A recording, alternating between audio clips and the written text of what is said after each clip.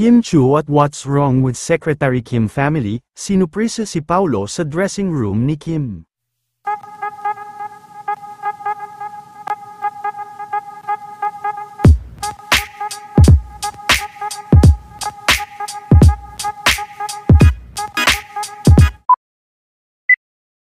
Bilang pagdiriwang sa kaarawan ni Mr. Paulo Avellino, ay kahapon pa nga lang ay nagkaroon na ng pa-birthday surprise sa kanya.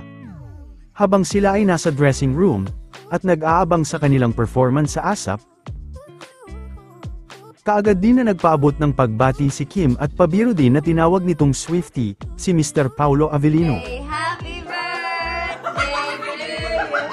Hoy, kawawa naman si Sashi! Pabiro din na lumabas si Mr. Paulo Avellino, habang kinakantahan nito nila Kim at ng kanilang What's Wrong with Secretary Kim Family. Kasi lahat nagbe-vape.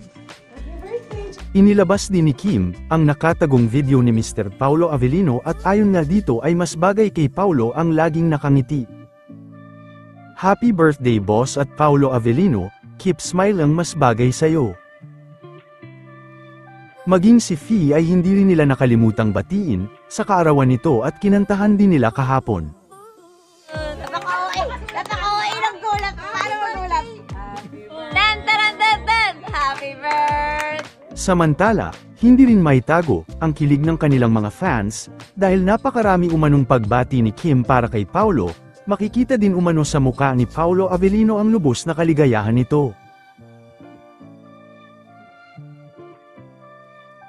Kinilig din ba kayo sa naging pagbati ni Kim para kay Paulo Avellino?